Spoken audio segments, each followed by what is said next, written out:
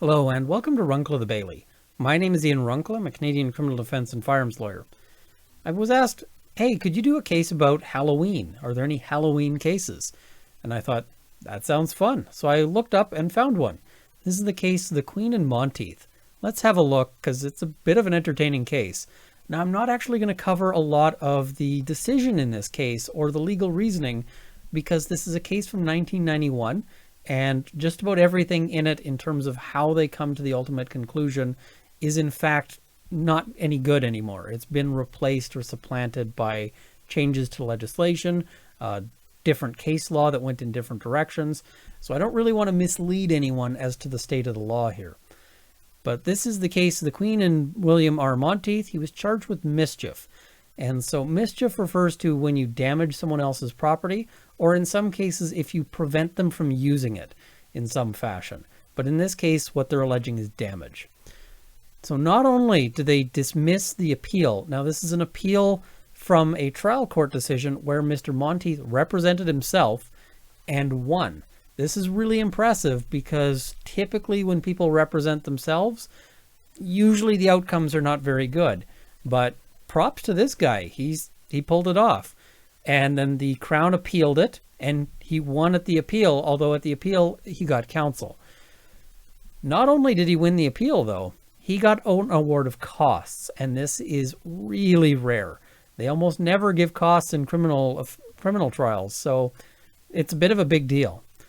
So this case also considers the tradition of Halloween, the limited right of the police to photograph and fingerprint persons charged with hybrid offenses, and the interaction of the Criminal Code and the Identification of Criminals Act with the Canadian Charter of Rights and Freedoms.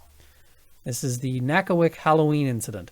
Now, I hope I'm pronouncing this correctly. My best internet searches say that's how it's pronounced, but if you live there and I'm getting it wrong, please let me know. So the incident that gave rise to this case occurred in Nakawick, a very small town on the St. John River in the woods of New Brunswick. I take judicial notice that the province takes some pride in its history and continues many traditions of its founding peoples, particularly traditions associated with the French, the English, the Irish, and the Scottish. The Nakawick Police Department has 3 or 4 members.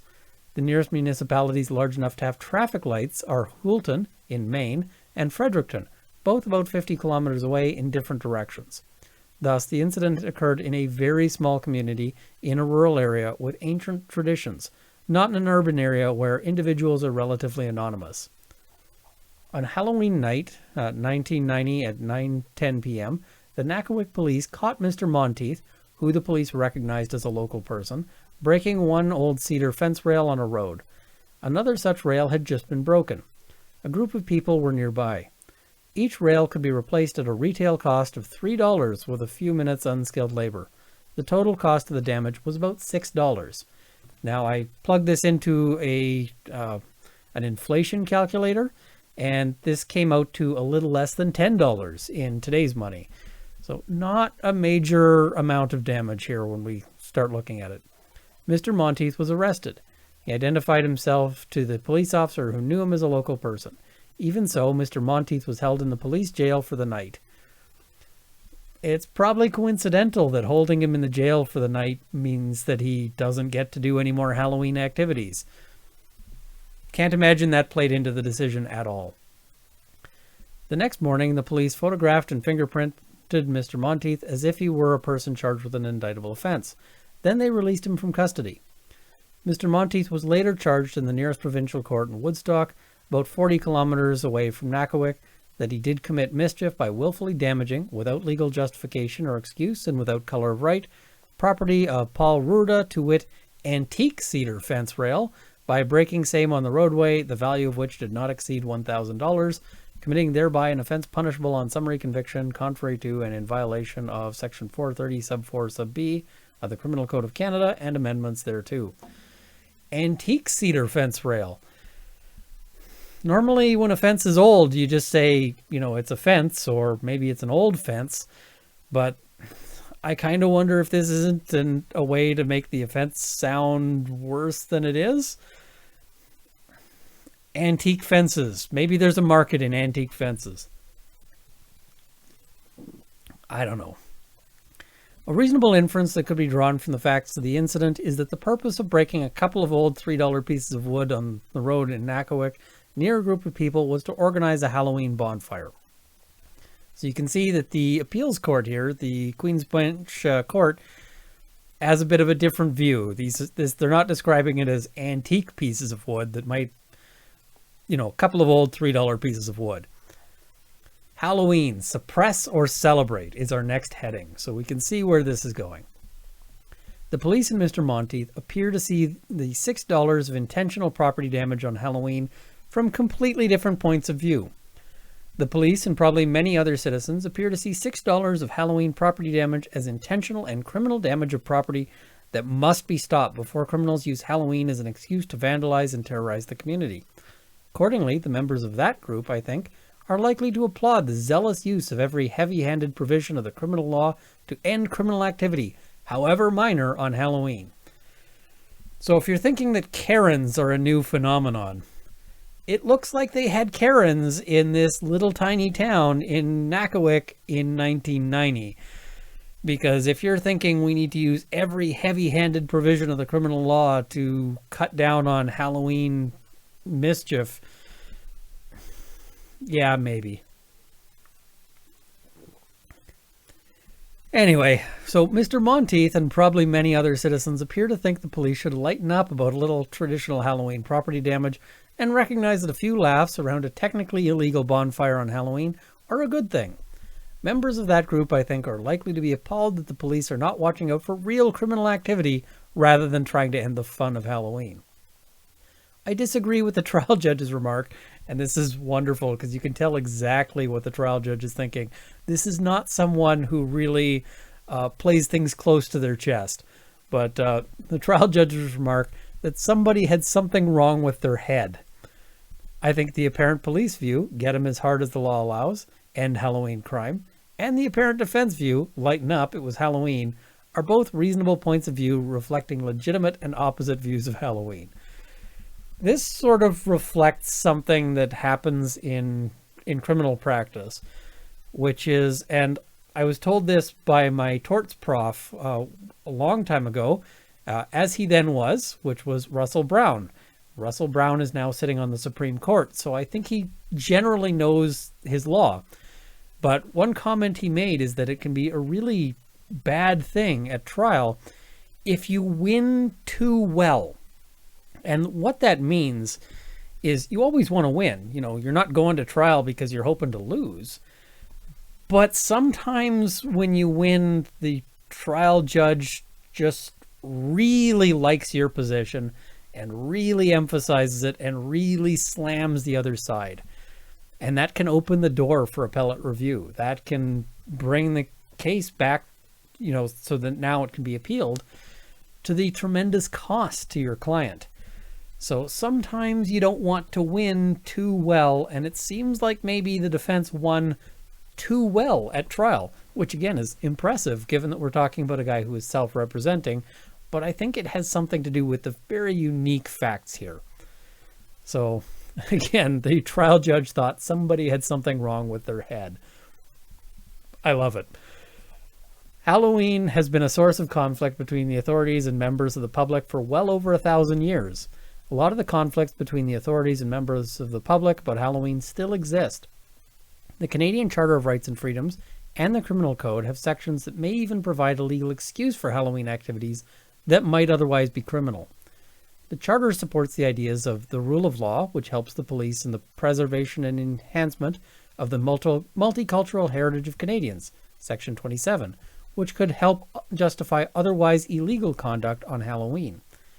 Criminal Code of Canada, which applies to 12-year-olds and to parents as accessories of younger children, outlaws extortion in Section 346 in words that could include a traditional trick-or-treat on Halloween. That section permits as a defense a reasonable justification or excuse. Although I have heard of a New Brunswick teacher actually telling children it was better to say Happy Halloween instead of trick-or-treat, I doubt that a traditional trick-or-treat on Halloween could correctly be called extortion. So you see in this mischief charge over $6 worth of fences or fence posts, they're raising the specter of maybe they could charge extortion. I don't think that anyone's ever actually been charged with extortion for, saying trick or treat, but it kind of tells you, I think this is again the court sort of leaking their actual views here, because as much as they're saying we're not going to take a side, I think they kind of lean towards one side on this one. So skipping ahead, this is all from the Encyclopedia Britannica. They're quoting here. They say, pranks and mischief were also common on Halloween in rural areas of Ireland and Great Britain. Wandering groups of celebrants blocked doors of houses with carts, carried away gates and plows, tapped on windows, threw vegetables at doors, and covered chimneys with turf so that smoke could not escape.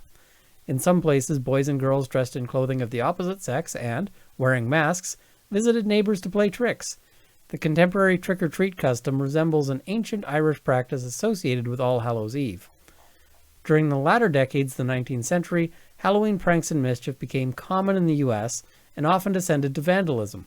In rural areas, fences were built across roads, wagons placed on top of barns, gates removed, outbuildings overturned, and farm animals hidden. In cities and towns, spooks placed porch furniture on top of telephone poles, overturned garbage cans, opened water faucets, and soaped windows in houses and stores. In the course of the 20th century, the public became less tolerant of Halloween pranks. Halloween mischief became very costly to property owners and was of serious concern to public officials. And you can kind of see both sides here, because some of those pranks are quite frankly hilarious. Like building a fence across a road is funny and almost certainly criminal in terms of the actual criminal code. But that's the state of the law. Sometimes the law does not, the law and a sense of humor sometimes don't necessarily come to the same place. Consequently, civic authorities and private citizens attempted to deal with this difficulty by both repressive and educational means. As early as 1908, some communities sponsored Halloween parties for the young. The police, local merchants, or civic groups organized these festivities. These efforts had only limited success. The tendency to manipulate rather than celebrate folk festivals such as Halloween is characteristic of the 20th century. It reflects the growing influence of a rational outlook on life and the loss of interest in imagination and fantasy. The secular character of contemporary culture is also reflected in public neglect of the religious significance of Halloween, as well as progressive loss of its folk vitality. And this is again all quotes from the Encyclopedia Britannica, 1960 edition, volume 11, pages 106 and 107. Against that historical background, I can see reasons why Halloween should be suppressed and manipulated into oblivion, and equally, I can see reasons why it should be celebrated as a source of humor and fun in a very serious and rational age. And I'll just kind of note from my own experience, Halloween's gotten kind of boring where I am because I don't see that many kids anymore. They're not coming to the door, looking, they're all going to the malls for a very safe, very, contained experience. And I guess that's just a sign of the times, but it is kind of disappointing as a homeowner because Halloween's kind of fun. But I'm reluctant to take sides on whether Halloween should be suppressed or celebrated. Someday the Supreme Court of Canada may decide, and the Supreme Court of Canada is going, please no, we don't want to deal with this. Solve your problems yourselves, people. But in the reasons that follow, I'm consciously trying to avoid taking sides in the ancient conflict between the authorities and some members of the public over Halloween. Whether the Charter by Section 27 protects the right to take a couple of old fence rails worth $3 each for a Halloween bonfire in Nakawik is not an issue I have to address in this case. The real issue is whether or not the police had the right to photograph and fingerprint Mr. Monteith while he was in custody the next morning. Now, I'm going to stop here and not go into the detailed reasoning. I'll explain what happens in the court case.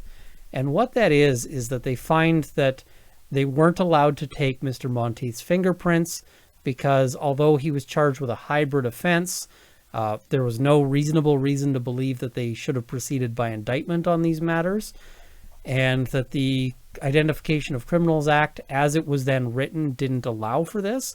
Now, the Identification of Criminals Act has since been updated to specifically allow for them to take fingerprints in cases of hybrid offenses. And I should explain what these mean, I suppose. So indictable offenses are more serious, and summary conviction offenses are less serious. They're very roughly analogous to felonies or misdemeanors. But, when you hear people talk about felonies, we don't have felonies. We've got indictable offenses, which are similar, but not exactly the same. Now, hybrid offenses are this unusual thing that we have here, where an offense can be proceeded with by indictment or summarily, and that's at the Crown's whim. Now, until the Crown decides which way they want to go, it's treated as if they're proceeding by indictment, or they have the power to treat it.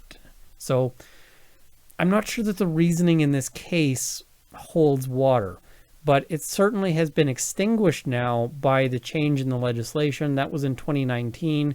They specifically added that hybrid offenses allow for fingerprinting.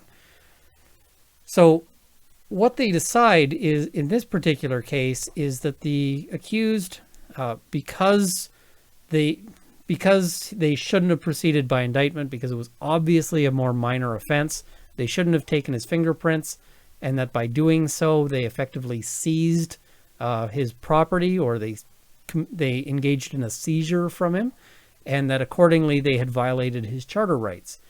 And because they had violated his charter rights, the court found that the appropriate remedy on this was to direct that the accused be acquitted. Now, I'm not sure that's how the court would get there now. I think now what they would do is instead impose what's called a stay of proceedings. And a judicial stay of proceedings isn't an acquittal per se, but it does end the prosecution. So the prosecution can't proceed. And because you enjoy the presumption of innocence, if the prosecution can't proceed, it's as good as being acquitted. You've never been convicted, you don't have a criminal record, you don't get punished, you don't any of that. So that's ultimately what we're looking at here. Now, they then go on to talk about the costs issue, and I'll just jump back to that here. And they note, as noted, because of $6 of property damage on Halloween, Mr. Monteith was arrested, jailed about 12 hours, photographed and fingerprinted as if he'd committed an indictable offense, and forced to travel to court to plead and to have a trial. The Crown did not attempt to prove that the police had reasonable and probable grounds to believe he might be charged with having committed an indictable offense. In my view, such evidence could have justified the fingerprinting and photographing. Such evidence was not before the trial judge. Thus, the trial judge correctly dismissed the charge because of violation of Mr. Monteith's charter rights by the police. That should have been the end of this case. It surprises me that the Attorney General of New Brunswick would have thought it necessary to appeal this case to this court. And that's probably because we're talking about $6. Like, it's going to cost way more than $6 to have a QB justice sitting in court for, even half a day. So in terms of the damage here, it's costing more to run this appeal than was ever caused by the initial offense. But he did. That is his right. He filed a notice of appeal asking this court to set aside the verdict of not guilty and enter a verdict of guilty, or alternatively to set aside the verdict and order a new trial. In support of the appeal, he prepared and filed a submission that referred to a number of Supreme Court of Canada decisions, including Collins, but not Beer, a case in which the Attorney General of New Brunswick was an intervener. Now, I'll just note here, the Beer decision is one that the court refers to as relevant in this decision. So this is a little bit of judicial snark here. This is the court saying, because as a lawyer, you have an obligation to bring relevant case authority before the court. And that's not just cases that are in your favor. Sometimes you have an obligation to bring a case that hurts you to the court. And so I remember as an articling student, I was tasked with researching a particular legal issue. And I presented a bunch of cases to one of the lawyers at the firm. And the lawyer's comment was basically, because some of the cases I found were actually quite damaging to, his position. And nevertheless, because he's got an ethical obligation and because he's a very ethical lawyer, he brought those cases to the court's attention and, from what I understand, lost the case. But where the court here is saying, you would have known about this Beer decision. This isn't like an omission because you actually were part of this case. Like, you were running this case. This is the court very quietly engaging in a bit of commentary as to the omission of this case. So the court's not happy with that, and they're indicating such in a subtle fashion. It's rare that the court will come out and, actually sort of speak in very harsh language, but we can read between the lines of this kind of gentle commentary. Faced with such documents, the respondent, Mr. Monteith, who had been unable to get a lawyer for his trial, no doubt felt compelled to get a lawyer to prepare a written submission in reply and to argue the charter points. As well, Mr. Monteith was faced with the expense of more travel back and forth to Woodstock. This appeal is probably not an attempt by the Attorney General to impose any more punishment on Mr. Monteith, although that is what it must look like to him. Nor is it likely an attempt by the Attorney General to end Halloween traditions, although that is what it must look like to some. Whatever the real reason for the appeal, this is only a case about $6 worth of mischief. Mr. Monteith has already been punished by the embarrassment of arrest and about 12 hours in jail. He appeared in provincial court for plea and trial. After being found not guilty because of violation of his charter rights, he's had to hire a lawyer to argue the points of law raised in this court by counsel for the Attorney General. Whatever the real reason for this appeal, it is unfair to Mr. Monteith. By Section 826 of the Criminal Code, this court has the authority to make any order with respect to costs that it considers just and reasonable. The Supreme Court of Canada has ruled that the power to award costs under this section includes the power to award costs against the Crown and the Queen and Ouellette. But note that this is only for very unusual circumstances. The language that is used is, they go on to say, in my view, this is an exceptional and rare case where it is just and reasonable that the Attorney General of New Brunswick be ordered to pay costs to the respondent, Mr. Monteith. Considering the legal work done by counsel for Mr. Monteith in preparing his submission and argument, and considering the level of awards of costs made in civil proceedings, I set the amount of costs to be paid at $750. So this is a case where they tried to take on Halloween, and Halloween won, and Mr. Monteith won. So it's a bit of an epic battle here. I like this case. It's a fun case, even though it's not one that we're going to learn a whole lot of sort of useful law about. But it seems to me that the court kind of, when they say, lighten up, and I'm not taking a side on suppress Halloween versus lighten up, their decision ultimately really kind of heavily goes to the lighten up side, especially when we consider that an alternative option that the court had is the court could have said, listen, the trial judge was wrong on the law. And so, the law on this was wrong. We want to reverse this acquittal, but they can equally direct that it not go for a new trial based on the fact that Mr. Monteith was probably not looking at any additional punishment. 12 hours in jail was probably enough to satisfy in terms of the sentence. So I don't think that they would have they could have found that he didn't need any additional punishment, and that effectively the likely sentence was served by him having been held in custody. But that isn't the direction they went.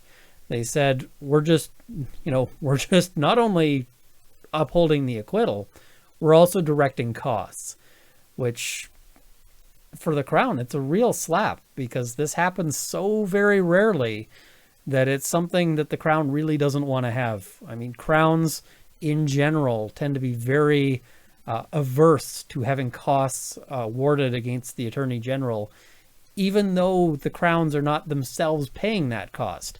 If you win costs in a criminal trial, which happens, again, really rarely, it's not the particular Crown who's arguing it who's going to pay it. That's just coming right out of government coffers.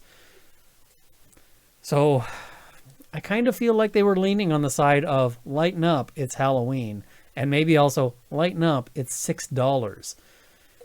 Anyway, I hope you enjoyed this case as much as I did. I thought this was a real fun case when I looked into things, so I'm glad I could share it with you. I want to thank my $50 Patreon supporters, George and D. Mo, as well as $30 Patreon supporter, Steve Browning, and the $10 Patreon supporters who will be in the crawl immediately following. If you've enjoyed this content, please like, share, and subscribe. I've got a link to my Patreon below. I'll link this case as well. Thank you for watching. I hope this has armed you with knowledge.